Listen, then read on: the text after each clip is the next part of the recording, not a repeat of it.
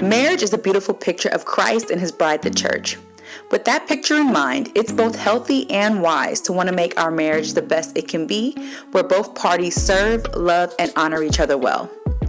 But what are the dangers of taking instruction from social media, and how should we approach marriage in real time when there is no camera on and there is no audience but God? All this and more, a new episode of the podcast starts now. What's up, guys, and welcome back to the New Mercies I See podcast, where we honor God in the daily living. I'm your host, Rochelle Soyola, and I'm so happy to have you.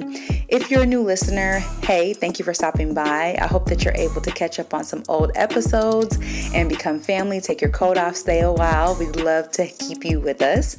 And if you're a seasoned listener, thank you so much for giving me another listen. In this day of podcasting, I don't take it for granted. There's so many things you could be listening to, but you're here with me. So thank you. Y'all, how you been? I hope you guys have had a great week. This week had a lot going on for me, and I'm sure the same for you with the holiday and everything.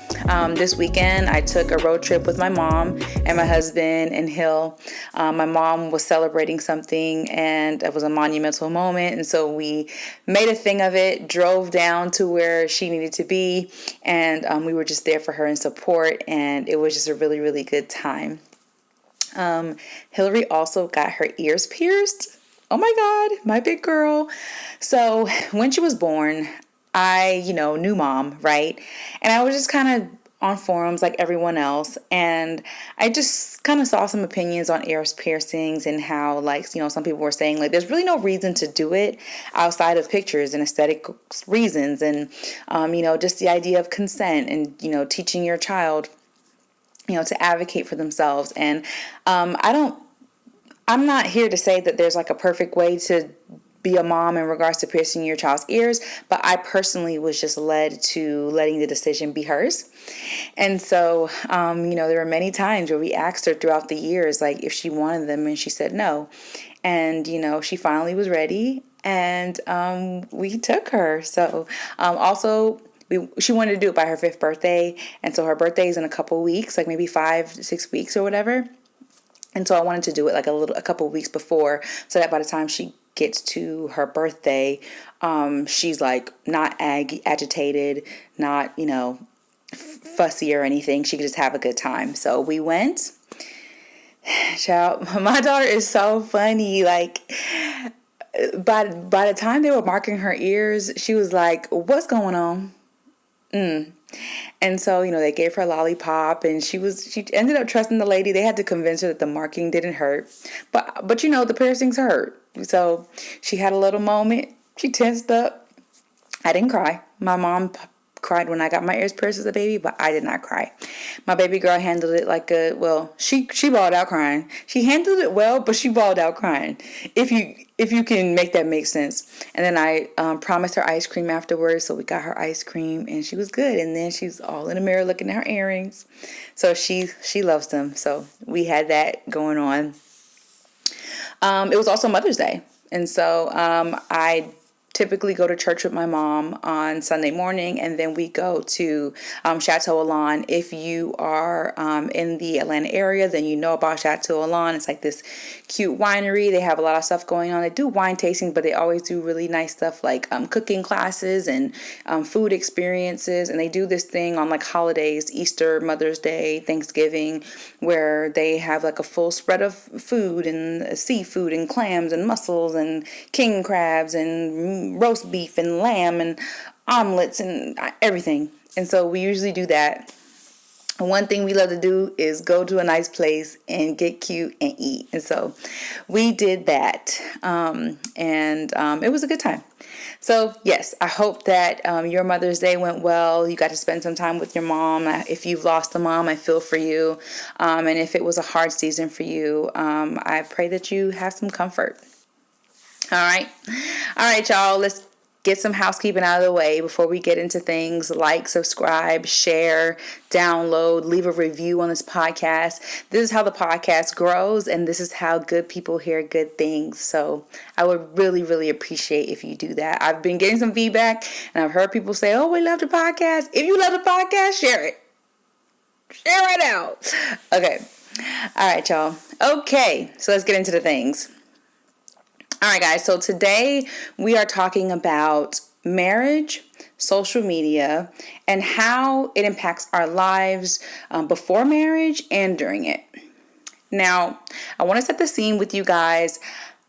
You may or may not know, I have been married for what will be 7 years this August. August 11th, 2018, I said I do to my husband, Sam. And, it's been a journey. I've learned a lot. I've grown a lot. I've changed. I've become a mother. I've pulled back from myself. I've leaned back into myself as Rochelle, the person, and not the person that's not the people I'm obligated to as wife and mom, right? I always say marriage can be a sleepover with your best friend most times, right? But that being said, I've also been in the valley parts of marriage versus the hills, the down times, right? In addition to this, I've been and am on both sides of content, where one that produces content like I do with this podcast, and then I understand the aspect of producing something that is entertaining and educational, right? But I also get just being a regular wife and scrolling on my own phone to the people that I follow on social media, and something catching my eye, in real time on the gram or the talks, if you will, right? So I'm coming to you with this podcast as a realist, right? As someone who understands the humanity of life, right? Like, I'm not so heavenly bound that I don't understand real marriage in real time and just how real it can be, right? I understand how much love there can be in marriage, right? And I also understand how many times there are opportunities for growth on both sides.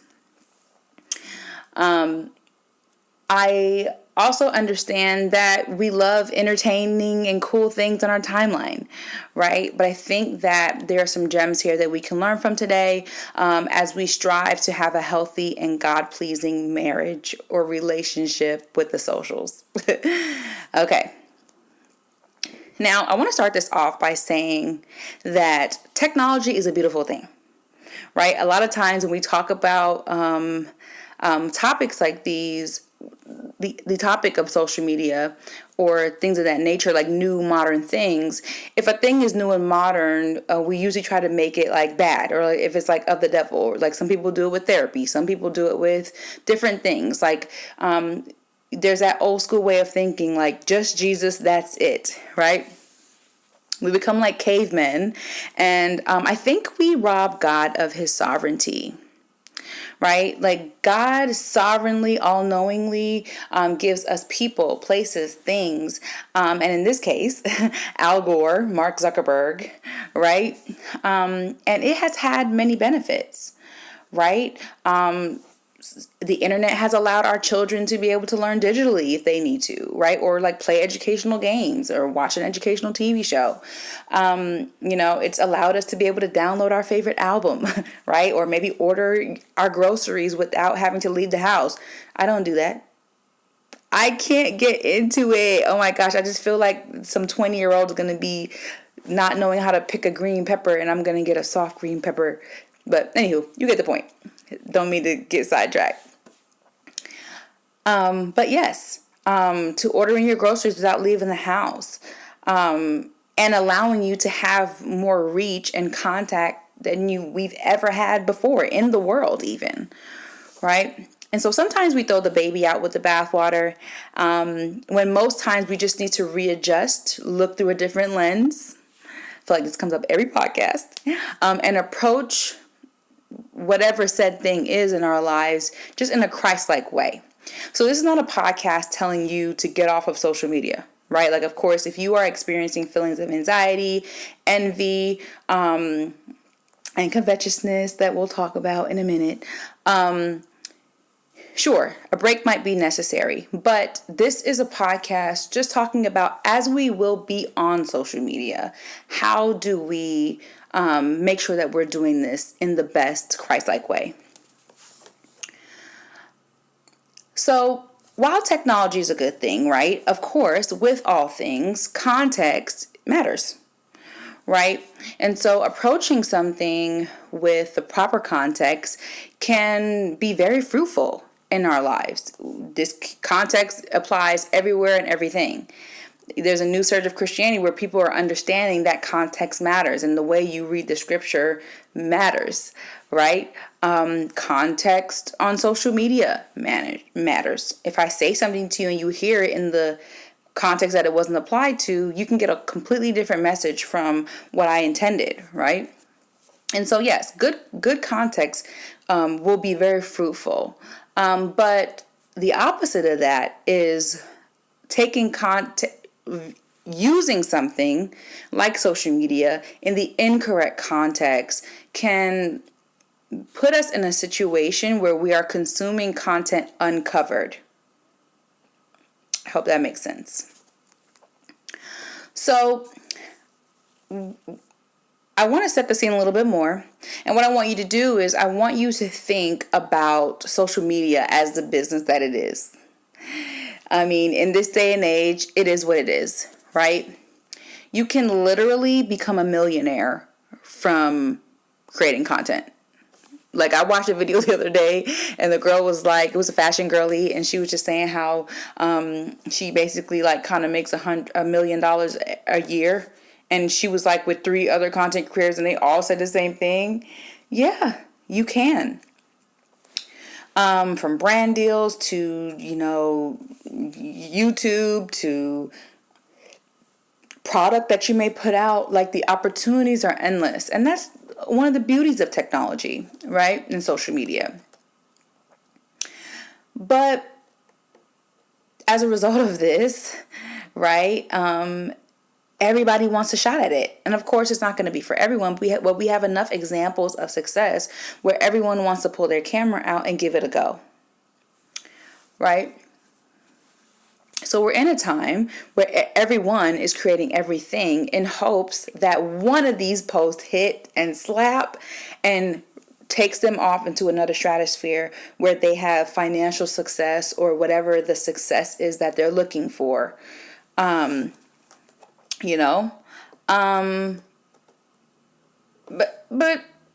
it's not necessarily a bad thing, right? Hear me clearly. There's nothing wrong with wanting to be successful, being a content creator. It's a new age. It's a new job. A lot of people are still trying to warm themselves up to content creator. But the fact of the matter is, most content creators are either marketers or directors or producers. Their set is just different, right? So there's nothing wrong with wanting to be a successful content creator. But we're long past the age of people just using social media to keep each other updated, right? People want the bag now, right? What am I trying to explain to you here? What I'm trying to explain is that when you see content on your social media feed, somebody came up with a concept, wrote a script, bought a camera, put their camera in the right position for the right angle, right? And shot something for you to see. And so we need to take those things into consideration before we bring that type of creation or curation into our homes, in our real life homes. Even before the business of social media, we all know a couple that has lived in misery, but will post a picture like everything is fine. Right? Or even a couple who's genuinely having a great marriage. They will get themselves up together, take a cute picture to show off that love even more. We're not wearing the big tee and ugly sweats on the gram. we're intentional about how we appear and what we look like. And so while that is a great thing, I love, putting ourselves together. Sometimes that does not show the most authentic picture of what's going on in our lives. Right? And it doesn't matter the genre. It could be comedy. It could be cooking, hosting. It can be Christian content. It could be a podcast, right? Like even me. When I'm creating this content for you, my goal is for people to be educated and for souls to be fed. But I still have to come up with a topic. I still have to write some pointers on a board, or else I would just be talking with no intention. And that's not wise. So, but just understand that every time you're consuming content from someone, it was intentionally created. And especially in these days, intentionally created for you to have an emotional attachment to it or reaction to it. Okay? So when we don't take those things into consideration and we just get on social media uncovered, like I said, and we don't adjust our lens, this is when covetousness starts to creep in. And so what is covetousness, right? I'm sure you've heard of it. I know you've seen it before, but let's unpack it a little bit. Covetousness is the excessive and envious desire to possess something that belongs to another.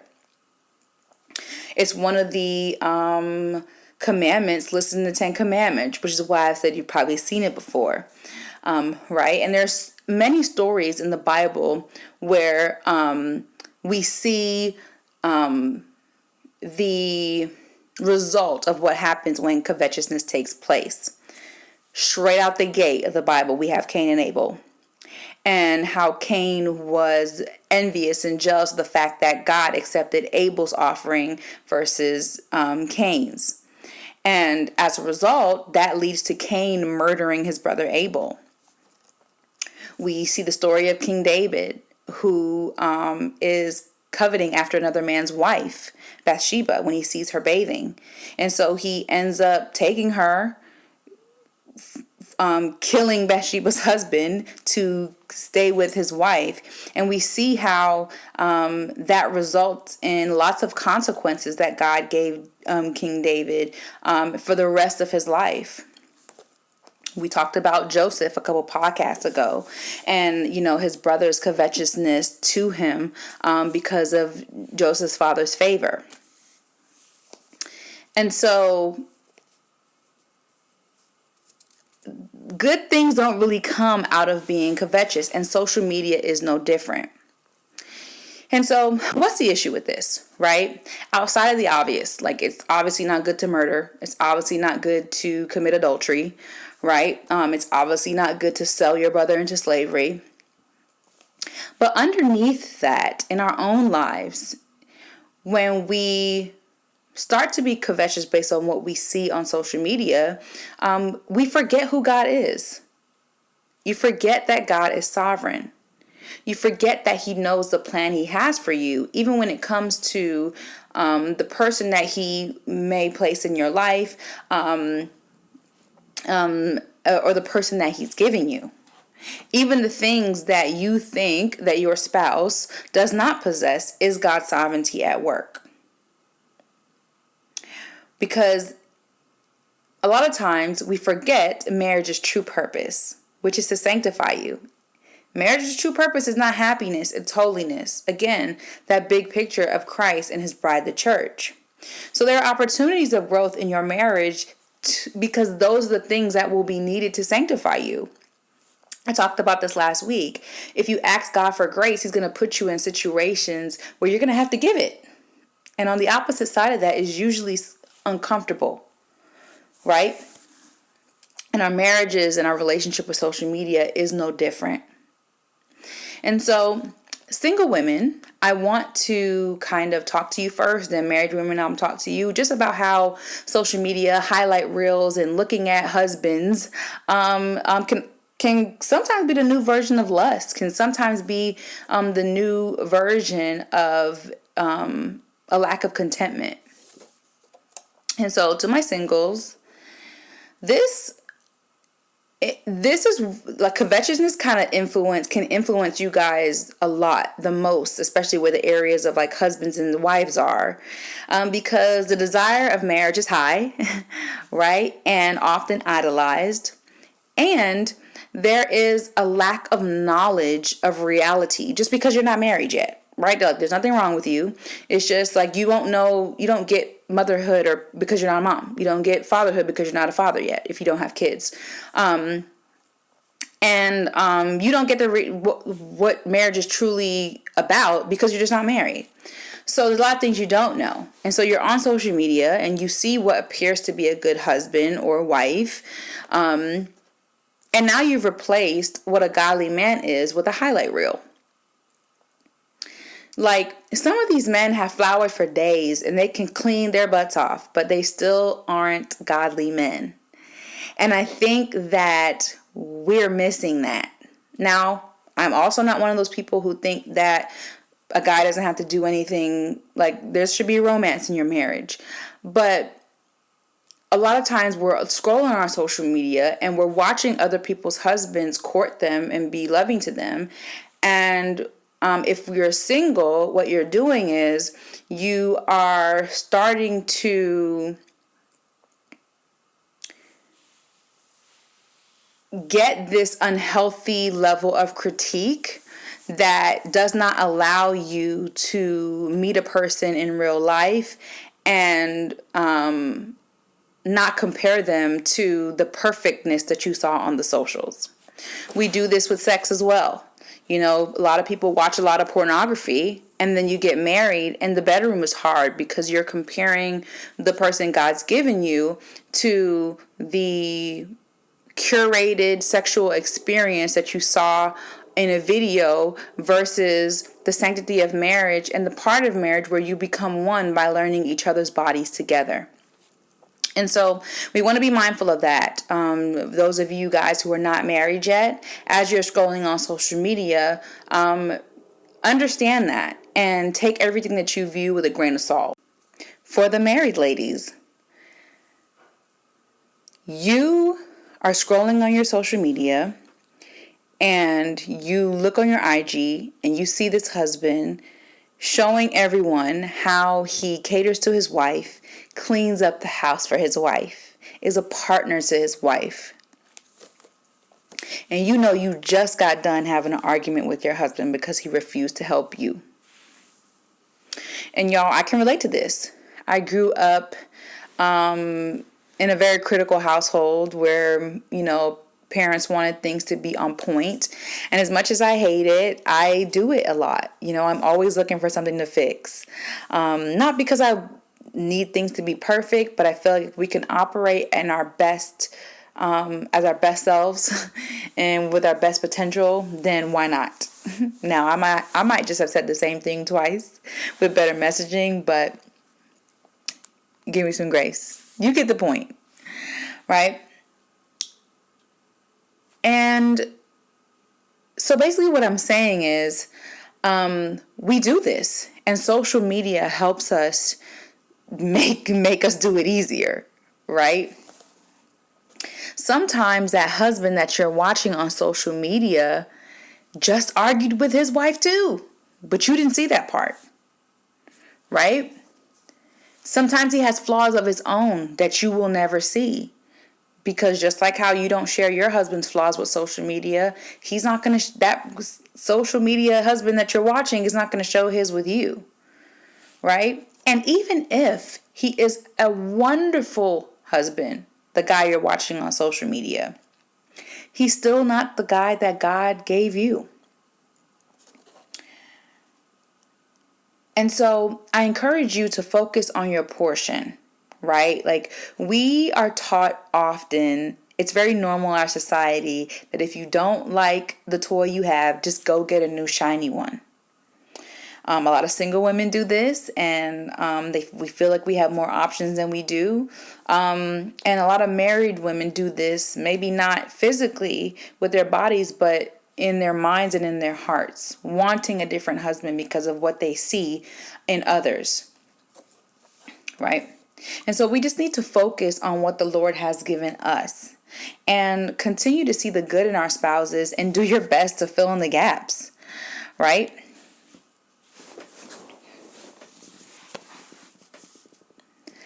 I'm also going to say something that might be a little controversial and shake the table. Sometimes the answer is letting your spouse have a safe space to not like something or for something to not be their thing. Stay with me. What I mean by that is, does your husband have a safe space to say, I don't like cleaning? Does your husband have a safe space to say, I don't like XYZ task, or I'm not good at XYZ task? Or does he need to be proficient in every single thing? Or do you need to argue about every single thing that he's not doing well? Same thing applies on the other side. Does your wife need to be the best cook ever? Does she need to know how to cook? And if she doesn't, do you need a new shiny toy because you see another wife that does on social media? Right? Your spouse not liking a certain task or not doing it well or not doing it to your liking is not a green light for you to go on IG and covet another person's spouse digitally. Let me hold your hand when I say it.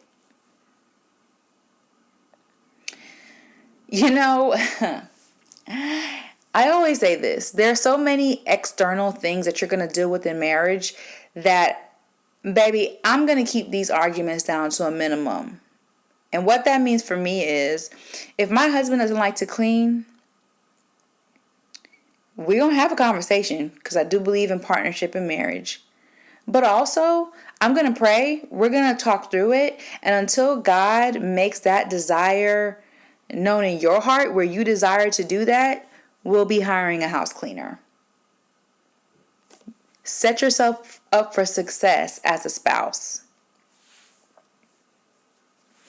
We have to learn how to walk through our marriages with the lens of the Father and not trending audio or content. And that's what I'm trying to say. Now, what does this not mean, right? This doesn't mean that seeing things and using them as references for improvement is wrong, right? It's nothing wrong and unnatural with you seeing something and saying, hey, I really admire that and I'd like to implement that in my marriage. But it's the way we go about that conversation, and it's the way we go about that process. It's the way we go about communicating that to our spouse, and the way we go about how we feel in our heart about our spouse while we are trying to get better day by day. And again, I'm telling you, I am the person that can be like, we should do this, why we're not doing this, do this. And I have to check myself. And I have to humble myself because, God gave me my spouse and God gave me to mine. And there are things that I don't do that I'm sure he's kind of just like, Rochelle, you a little bit too direct. I want you to be softer. I don't know, so many things. And it's a beautiful dance that we do where we have to work with one another through those things. So focus on your portion and try to think of a better way to get through things. One of the last things I want to leave you with is wise counsel. This is where wise counsel shines, right? I always encourage people, if you're married, sit at the feet of other married couples. Even if you're single, do the same thing. Or sit under the feet of an older woman or older man if you're a guy. And this is one of the benefits of being a part of a local church. A lot of times people say, like, I'm a part of Bedside Baptist, and that's funny, cute, no condemnation. But we should belong to a local church. And this is one of the reasons why, right? Even before COVID, people were doing this. But after COVID, people were like, okay, I can go to church without going to church. great. And that's convenient, right? But what you end up being robbed of is the ability to do life with the body, get people that know you, so that when you are feeling feelings of, I just saw that person's highlight reel, and I know I'm not supposed to be covetous, but those feelings are there. You can talk to someone about it. Additionally, you have people that can say, I've done so much life with you. I know your personality. I know so much. I've done so much life with you. I know your spouse's personality. And this is what I think you need to do to be fruitful based on what you show in real life, not on social media. You need an older man to look your husband in the eyes and say, you need to fix this. And you need a older woman to tell you the same. I've had that done to me. I've had an older woman tell me that ain't it.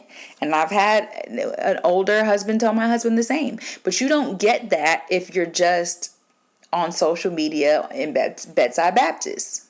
And so when you are feeling those feelings of a lack of gratitude or jealousy, covetousness, or just your heart isn't softened to your spouse, right? You're starting to get negative feelings or feelings of irritation.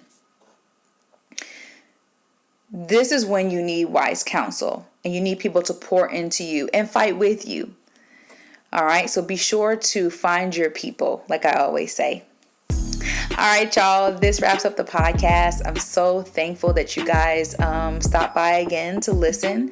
Your new mercy for this week is just focusing on your portion. What can you do today, this week, that can focus on your portion and just be grateful? How can you look at social media with a better lens? How can you, take certain things with a grain of salt, but also use them for improvement as necessary? Figure out a way to fine tune that. And how can you find your people, your wise counsel? That's your homework for this week. All right, y'all. I will see you in the next one. Love you. Mean it. Now go be blessed. Bye.